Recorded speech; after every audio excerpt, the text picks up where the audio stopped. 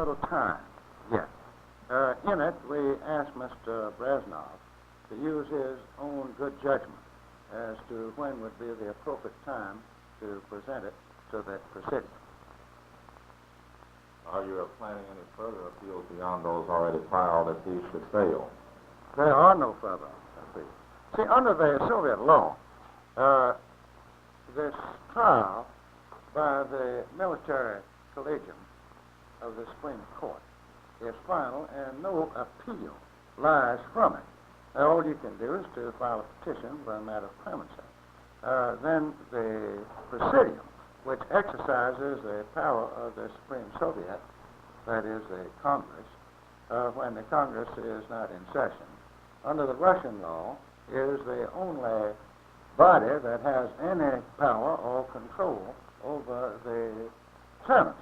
We filed a petition with Mr. Brezhnev, who is the chairman of the Presidium, asking him to accept that as a plea for mercy, and not as an appeal of right, but as of grace, and to please use his own judgment as to when he presents it to the Presidium.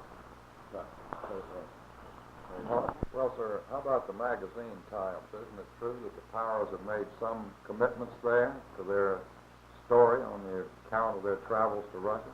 Which Powers? Mr. and Mrs. Oliver Powers.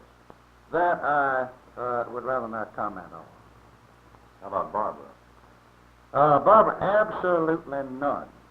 Barbara has received offers from dozens of magazines, from freelance writers, and some of them, one magazine offered her $15,000 that I know about for her story.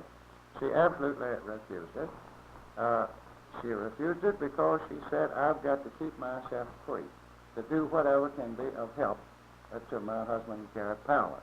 And if I have committed myself to an exclusive account with one magazine, then I cannot do what you, and she was talking about Mr. Parker and myself, what you, as my legal advisor, want me to do.